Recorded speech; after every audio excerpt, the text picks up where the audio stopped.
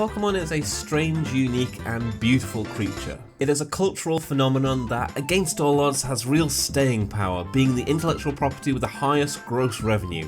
Pokémon is bigger than Mickey Mouse, Mario, Star Wars and everything. And while Pokemon's reach is super expansive with card games, animes, toys and everything else, the most influential aspect of the Pokemon universe is still the main series Pokemon games, commonly split into generations. By the end of 2022 we will have the 8th Pokemon generation with the release of Pokemon Scarlet and Violet, but before that I want to rank all the current existing generations. For this ranking I am not including side games or remakes, but will be including third versions like Pokemon Yellow, Pokemon Crystal and Pokemon Black 2 and White 2. So starting at the very beginning, we have Pokemon Red, Blue and Yellow. What we like: you're on an adventure. Unlike future Pokemon games, you really feel like you're left to your own devices on your own adventure. Your mum isn't ringing you up every 5 minutes like in Gold and Silver. There's no elaborate training schools, no professor guiding your hand. If anything, you have the opposite. You have Bill, who should give you this big exposition dump, but instead he's turned himself into a Pokemon? And the only consistent NPC in the whole game is Gary Oak, and he's a grade A jerk. This game is ambivalent towards the player, and I really like that. Point 2, Bulbasaur! Look at him, he's great! Point 3, themes of nuclear war and radiation.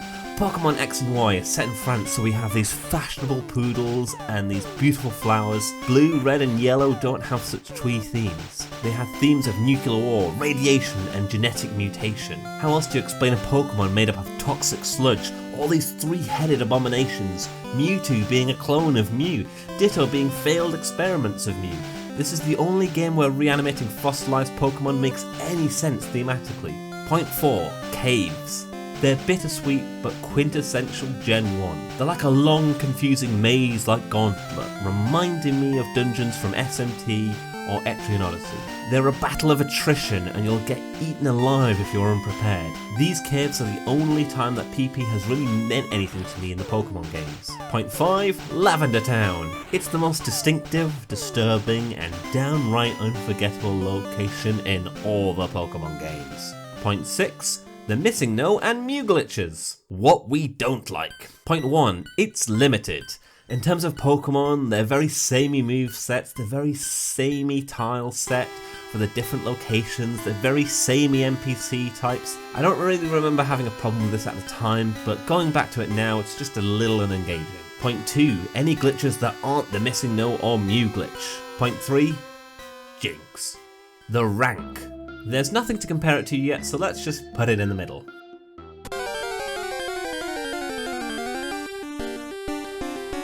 On to Pokemon Gold and Silver. I honestly don't have much affinity with this one, so let's break it down.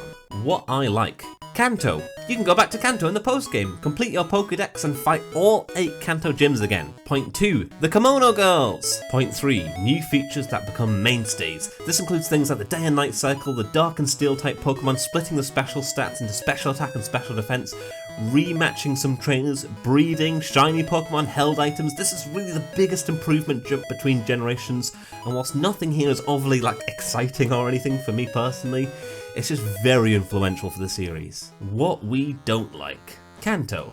Okay, so having Kanto as the post-game is conceptually really pretty exciting and mind-blowing, but in reality it's a little disappointing. While Pokemon, trainers and gym leaders are all of a similar level, meaning that they start out really challenging but quickly become a pushover and lose any excitement. The only exception being fighting Red as the final battle, but this jump in level is just too extreme. Point 2, where are the new Pokemon? Gold and Silver has an over-reliance on Gen 1 Pokemon. We'll still fight lots of Rattatas and Pidgeys, and there's no new fossil Pokemon, and the Day and Night Cycle also massively splits what kinds of Pokemon we see in the wild. Of the 23 Pokemon the gym leaders have, only 4 of them are new to Gold and Silver. Fighting Pidgeys and Bellsprouts in the first 2 gyms just really isn't that exciting. Even worse, some of the best Gen 2 Pokemon, like Houndour, you can't even catch until beating the Elite Four. Point 3, too similar to Gen 1. So yeah, whilst the game is influential in its own way, there's not much in Gold and Silver that I really love. So it goes behind Red and Blue.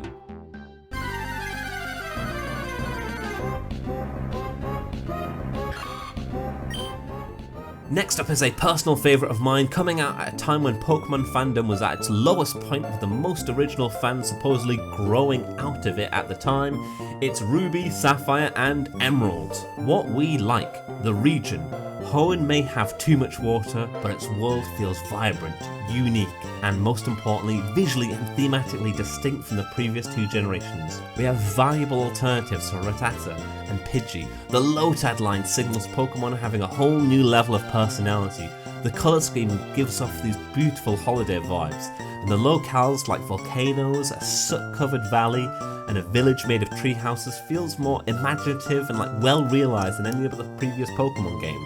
For once, I eagerly played these games not just to see what new Pokemon I would get, but what new locations I'd go to as well. Point 2, tag battles. I hate trios battles and those stupid rotation battles and any other novelty battle types, but tag battles always made sense to me and opened the door to support moves, something the series never fully invested in. Point 3, I really like all 3 starters and their evolutions. Point 4, the battle tower in Emerald is good, I guess. I don't know, it's not really my thing, but I know I'm going to get a lot of comments about it if I don't mention it here. Point 5, the villainous team and their legendary Pokemon actually do things of consequence and actually impact the world around them. Point 6, you get to go deep sea diving! What we don't like: this stupid block pushing puzzle. When I first played this game, I got stuck on this boulder pushing puzzle and my progress was halted. I ended up buying the strategy guide to figure out how to do it, and then I realised it was impossible because somewhere along the line my save file had glitched out, and no matter how many times I left and re-entered the cave, the boulders would not respawn in their original locations, meaning I couldn't progress and had to completely restart the game.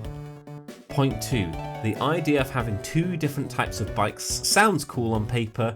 You get that, oh, I can't wait to come back here with the right bike kind of backtracking feeling. But in a game about growing a posse of magical creatures, thinking about what bike to equip really isn't an exciting decision to make. Point 3, I'm not saying there's too much water, but well, Hoenn could probably do with a little bit more land. The rank.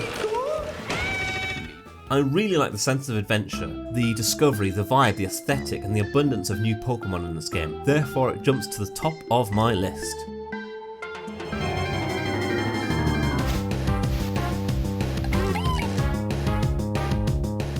Right, we now move on to a low point for me: Diamond, Pearl, and Platinum. What we like: the physical and special split makes sense.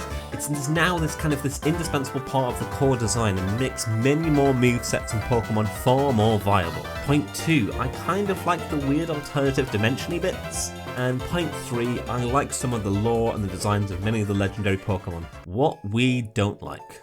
Oh boy, this is a big one. So, point 1, some of the legendaries are just, they're cool, but there's just way too many legendary Pokemon.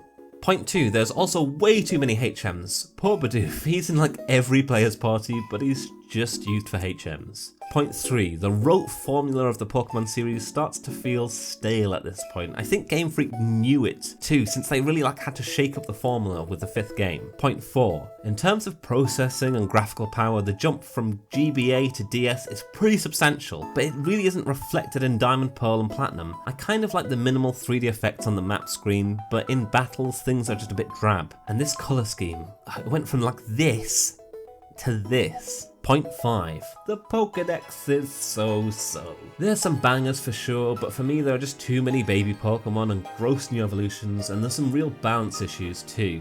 Where are all the viable early and mid-game fire Pokemon? And the biggest point for me, the biggest attraction is point 6. The battles are slow. The rank. So yeah, this generation isn't so hot, and this was the one generation that I feel was really crying out for a remake, but instead we got this cheap, outsourced, overpriced phone game that stubbornly remains faithful to the original game, warts and all, so it's gonna go last place. Next we're gonna go to New York to play Pokemon Black, White, Black 2 and White 2.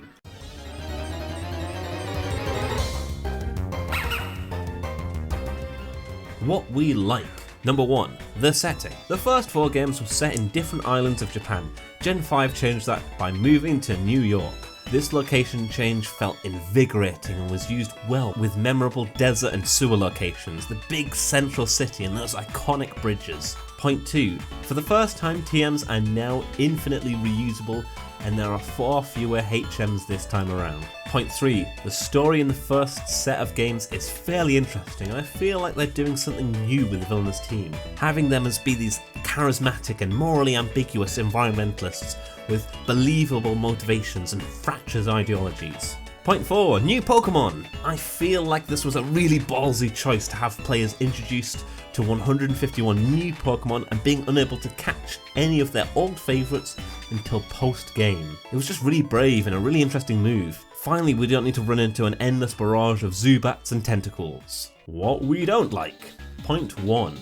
Whilst the Pokédex is brand new, many of the new Pokémon feel like bargain bin bucket shoddy replacements for old Pokémon. Throw and Soak are just these worse versions of Hitmonlee and Hitmonchan. The Timber line is just a worse Machop line, the Trubbish line fits the same brief as the Grimer family, and so much for not fighting lots of Zubats. Point 2. Lots of the new features didn't amount to much. Triple battles, rotation battles, seasonal variations, Pokemon musicals, that weird Pokemon movie maker thing in the sequel, none of it really improved the core game in any way, and none of them standalone ideas are good enough to be re-implemented in later games. The rank. So after Gen 4, the black and white games are a real improvement, primarily because they work so hard to freshen the formula up and try and recapture that sense of discovery found in red and blue. Not everything really panned out, but the end product is good enough that I place it between the first 2 generations.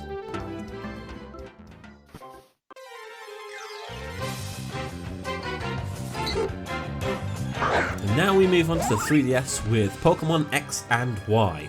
What we like. Point 1. Lots of great new Pokemon designs, many of which are personal favourites of mine. So we have the likes of Pancham, the Floette line, the Aegislash line, and my bestest boy Hawlucha. Point 2. I like this vaguely romantic fireworks scene. Point 3. Riding Pokemon instead of using HMs. That's a huge win for the series. Point 4. Roller skating, grinding, and pirouetting in a circle like this. Point 5. Pokemonomy is my favourite addition to the series. Petting your Pokemon is the best, and I really hope it makes some sort of comeback, even without the touchscreen functionality. I love the attention to detail. That pretty much every Pokemon has its places it likes getting petted, areas it absolutely loves getting petted, and then places it hates, and the Pokemon gets really grumpy with you. What we don't like. Point 1. Petting and feeding your Pokemon to full happiness totally trivialises the supposed difficulty curve of the game. I mean, as an example for this, in my first ever playthrough, when I went against the Elite Four, I just used Sylveon. That's all I needed to kill all of the Elite Four. This is because my Sylveon was on full happiness, so it meant it leveled up quicker, it avoided moves more often, it did critical damage more often, and it would occasionally cure itself of things like poison and sleep and paralysis and all that sort of stuff without even wasting a turn. It automatically did it all from the stuff of love, and it's just really overpowered. Point 2. Lysander. Team Flare and the whole legendary Pokemon involved is just really rushed and uninteresting. A major step down from black and white. And what's with this shady looking guy? This was really underdeveloped and never really made any sense. The rank. X and Y feel pretty easy and breezy as new series entries. The real newness comes from the move to France and this kind of graphical glow up. The core of the game feels pretty unchanged. Lots of archaic designs like HMs have gone by the wayside to leave us with a game that is a little unremarkable and lacking in identity, but makes up for it by being lots of fun. I think this just barely sits below black and white. Now we say aloha to Sun and Moon!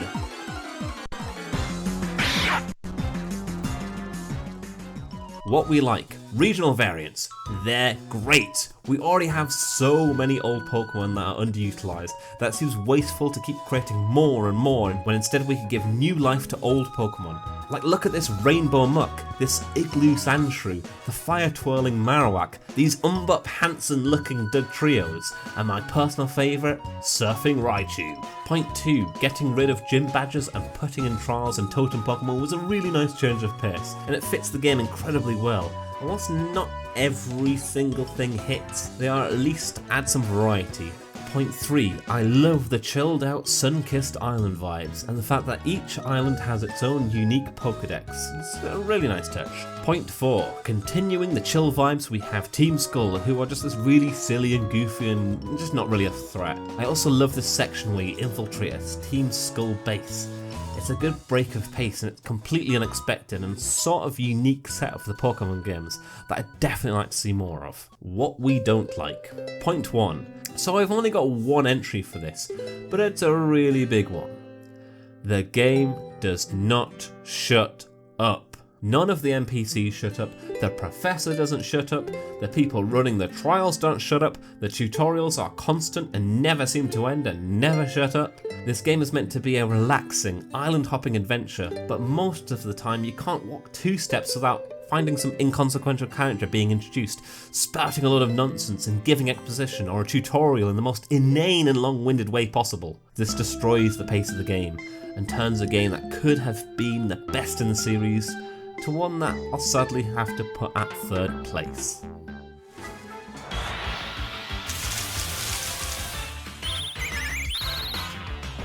Okay, finally we have the most recent entry, Sword and Shield. What we like. Point 1. The stadiums. Having gym battles in a football stadium with crowds cheering, music blaring and Pokemon Dynamaxing, it's incredible. Point 2. Making curries. Point 3, more regional variants. I absolutely love this industrial era themed wheezing. I also have lots of love for this punk themed Zigzagoon, this terrifying Meowth, and this super cool new Farfetch line. I'm sure most viewers want me to complain about Dexit, this idea about removing the national dex. However, in this video it's kind of about my personal experiences and for me the national dex has just never really mattered. I want to catch new Pokemon, not old ones over and over again. Point 4, fighting these big boys for lots of experience candy. And finally we have a weird one, this grossed out mismatched fossil Pokemon.